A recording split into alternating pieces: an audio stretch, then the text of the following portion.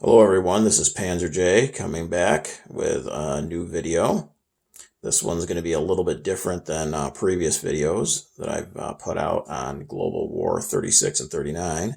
This one is going to be a tour of my World War II militaria room, or at least a partial tour. There's a lot of stuff in there, so I'm not sure we'll be able to get to everything in this one video, but we'll get through some stuff, at least the authentic militaria that I've got in there. But there's 600 plus books, all kinds of 1x6 scale figures, 1x32 scale figures and vehicles, autographed photos, prints, posters, just on and on and on. So we'll just hit some stuff today, and then maybe in a later video cover the rest of the tour. So I don't know if I have to put a warning out there, but just to be on the safe side, I will. This video is not meant to glorify, agree with, endorse any Third Reich Nazi philosophies, policies, anything like that. I do not personally agree with any of that. This is just one man's interest and a healthy respect for the German military of World War II. So again, don't flood me this video with comments of any kind of racist ideology. That's not what this video is about. And again, we do not agree or endorse any of that. So let's get to the tour. First up, on the wall here, we have a few prints. The top one is of Hans-Ulrich Rudel and the Battle of Kursk, July of 1943. And Hans-Ulrich Rudel was the highest decorated German soldier of World War II. He was the only soldier to be bestowed with the Knight's Cross, the Iron Cross, with golden oak leaf swords and diamonds. Unfortunately, that isn't signed. You'd be looking at a pretty penny if it was, but unfortunately, no. Then underneath that, we have 3 signed prints, all of Luftwaffe aces. The top one, Gunther Rahl, then Hans Trottlift, and then Hans-Joachim Jabs. Again, all autographed, and each of them depicts the plane of choice for that particular gentleman. So then as we move into the room, let's take a look at some of the authentic items that we have. And first up, we have a Luftwaffe Other Ranks Visor Cap. And the branch, as you can tell by the red pipping, is artillery / flak. That would be the branch of service. You can see the Luftwaffe eagle clutching the swastika in its talons in really good condition. And the tunic itself, again, if you take a look at the outline of the collar tabs in red, so the branch would be artillery. So this set was not purchased together. They were purchased separately. But this is the tunic visor cap combo is something that would have been worn together. And if we take a look at the breast eagle, we'll get into some Army eagles later. You'll be able to see the difference between the Luftwaffe and Army eagles, but take a look at that Luftwaffe breast eagle in nice condition. Take a look at the shoulder boards. Just overall, a really nice condition tunic. And then the really cool thing about this tunic, if we take a look at the sleeve, is that this tunic belonged to a member of the Hermann Göring Luftwaffe Panzer Division. And you can see the cuff title sewn in on the sleeve there, and that looks really nice and really nice condition there. And the Hermann Göring Panzer Division was the premier division of the Luftwaffe, fought in Italy, and then the last year and a half or so of the war was on the Eastern Front in Poland and then into Eastern Germany as Russia pushed the Germans back. And again, that was the premier division of the Luftwaffe. So overall, a really nice visor cap. Both that and the Tunic are in really good condition. Love the way it looks. Then we're going to move over to our second Tunic and visor cap. And again, these did not get purchased together. They are separate. But as you'll be able to tell by the pipping around both the visor cap and the collar tabs, this would have been something that would have been worn together, although they did not come that way.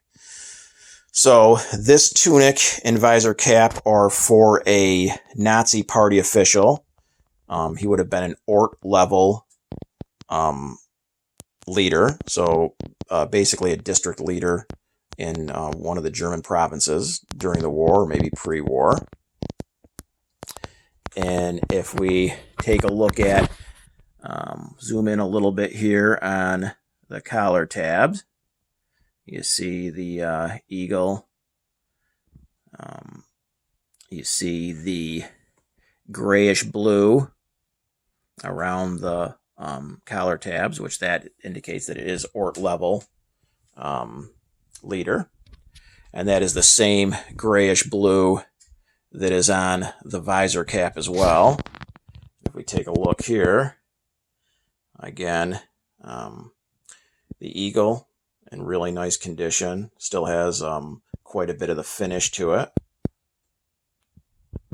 And then if we take a look over here on the left sleeve, and that has the swastika armband sewn in, and that came with the Tunic, so that is all together as it was either pre or during the war. And again, overall, a nice conditioned Tunic and visor cap. We can take a look a little bit closer here at some of the pockets and the buttons. Again, the eagle prominent there on the buttons. And just overall, really nice set. In the back here on our third mannequin, we have an M1940 military police greatcoat. And this would have, I can see this being worn probably on the Eastern Front in the fall and the winter. It's in good condition. Probably military police. Army military police. And take a look at the shoulder boards. No other insignia or national emblem or anything on it. Just overall a nice looking greatcoat. Then let's take a look at some medals that we've got. We got a pretty nice collection of medals going. So on the top shelf here, on the left, we've got an Iron Cross First Class. And this is World War II, obviously. And then in the back, I have another World War II Iron Cross First Class, but that one is cased. So I try to get cases with the medals as much as possible. They're obviously more valuable, and it's just cool having the case for them as well. And then off to the right, we've got a clasp to the Iron Cross First Class. Now this is, and that is cased as well. Now this would have been given to officers or soldiers who had won the Iron Cross First Class during World War I.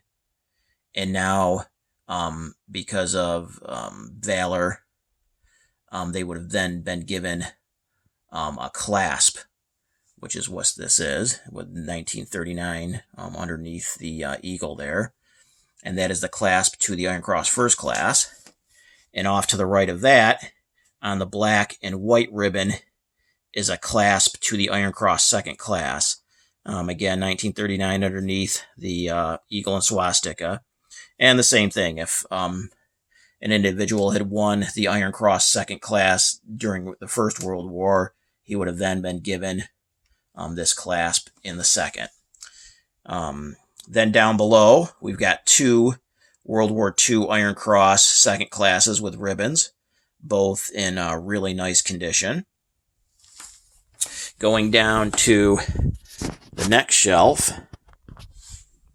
it's a little difficult to see, but we've got a few things. We've got 5 total medals on this second shelf, and in the back row is kind of like the prize jewel of the medal collection, and that is the case for it in back. And that medal is the German Cross in gold, which would have been the second highest award for valor in World War II for Germany, second only to the Knight's Cross, the Iron Cross, and of course the upgrades for the Knight's Cross, the Iron Cross. But it still retains a lot of the finish to it. The gold tilt, really, really nice condition. One of the coolest medals, one of the coolest looking medals the Germans produced in the war. Really nice, happy with that one. Then in the row in front of that, we've got off to the left here, we've got a Panzer Assault Badge in silver. And that would have obviously been given to Panzer troops for X amount of engagements. Then we've got an Infantry Assault Badge, and again, that would have been given to infantry soldiers for a certain number of engagements. A General Assault Badge, and then finally a Luftwaffe Flak Badge. And you can see maybe the difference a little bit in the eagles for an Army Eagle on the left as compared to the Luftwaffe Eagle on the right. On the next shelf, we've got a Close Combat Clasp in bronze, and that would have been awarded for X amount of engagements or X amount of days spent in close combat. And then off to the right of that, we've got 2 wound badges, one in silver and one in black. And again, the different grades of that were depending on how many wounds you received. On the bottom shelf here, off to the right, we've got 2 Annexation Medals, and they both have the cases to them.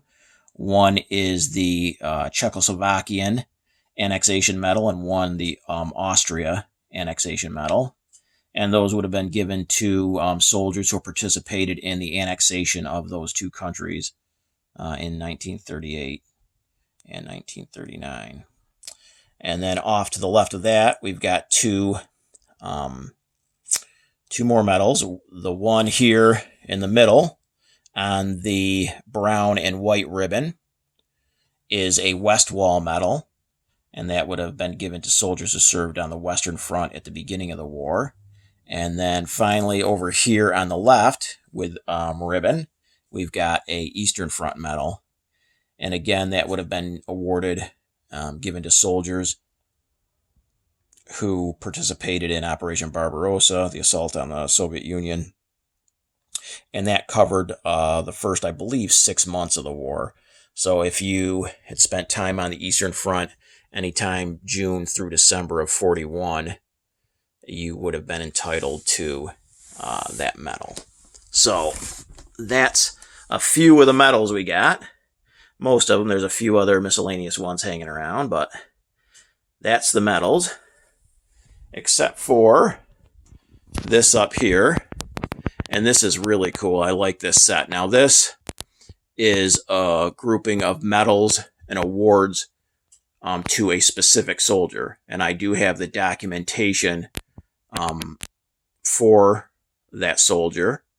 So it's just really cool to be able to trace all these back to a specific individual. And what we've got going on here, off to the left, is an Iron Cross second class with the ribbon. Then next in line is a wound badge, a Panzer Assault Badge.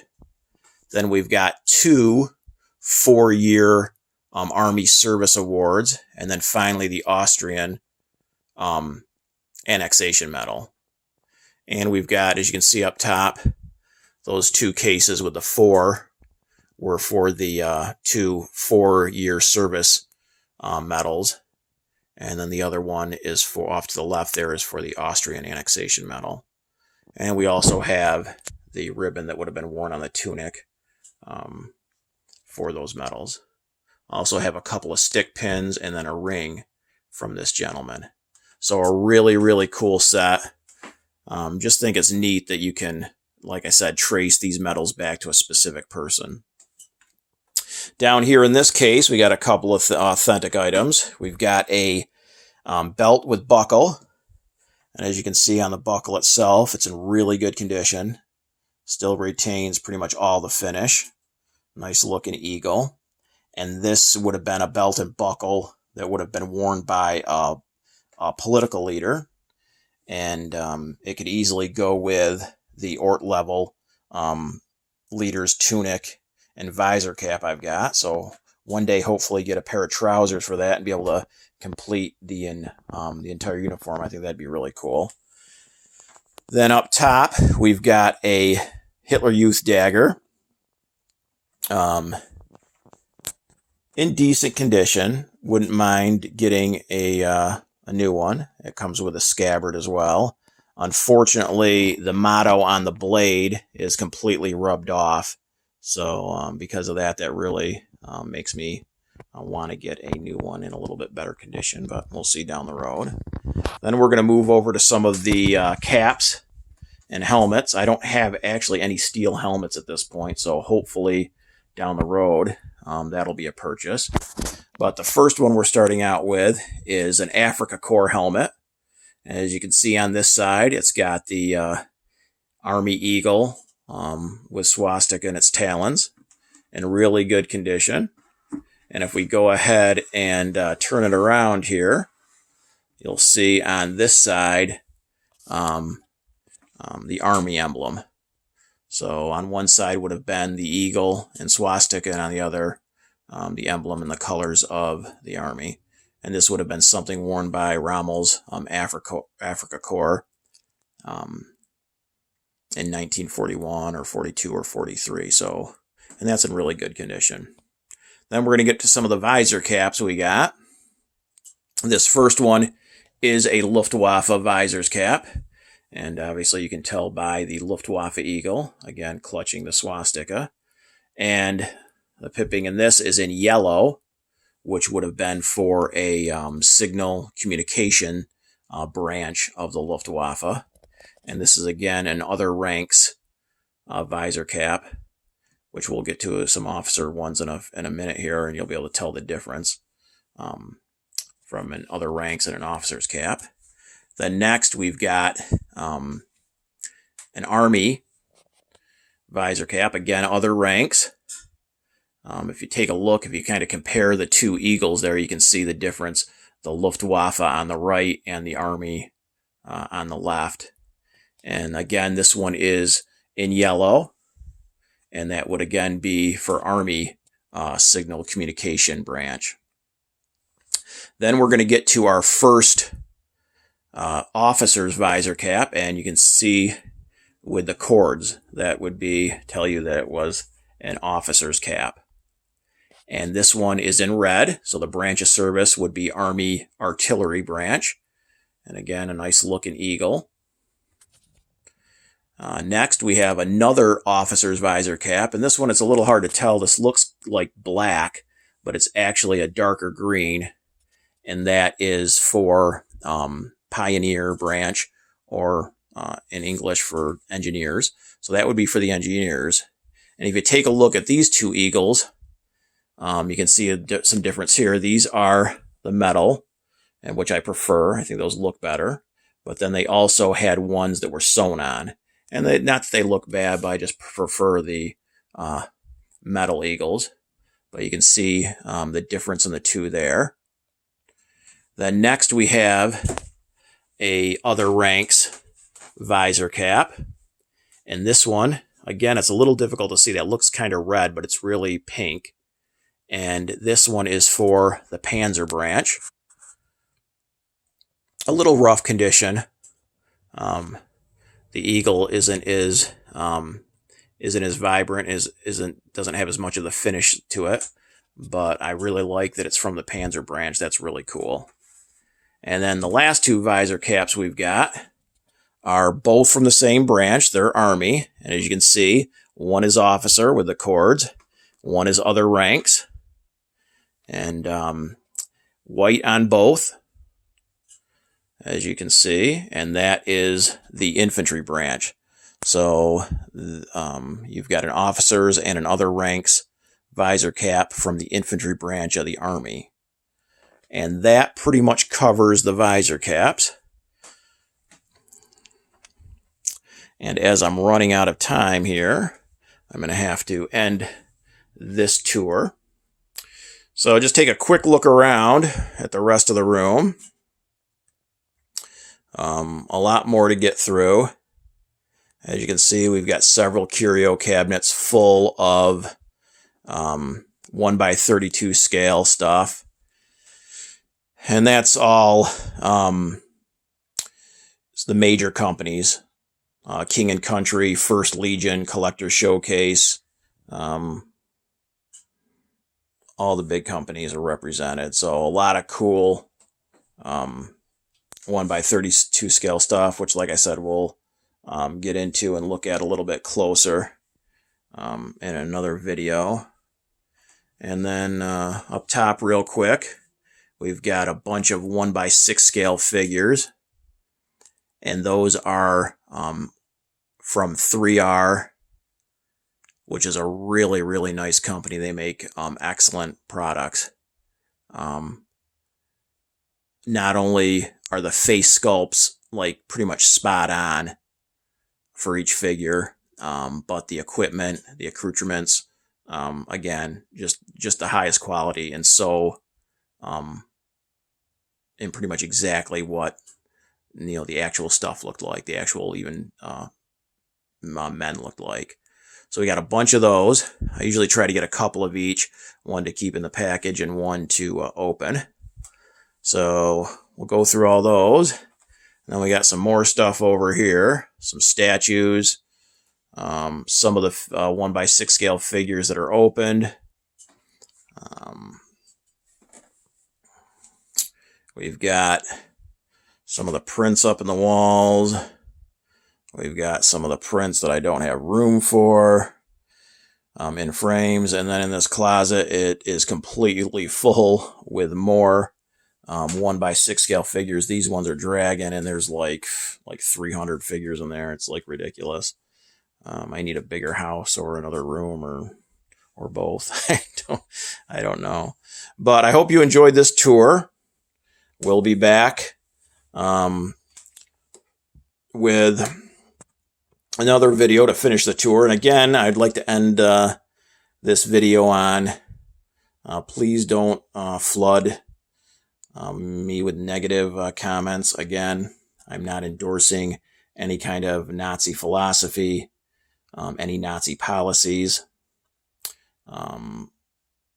Just simply, again, an interest in the military of Germany from World War II. So no negativity and no racist ideology here. Hope you enjoyed the video, and we'll be back with another tour down the road. Take care.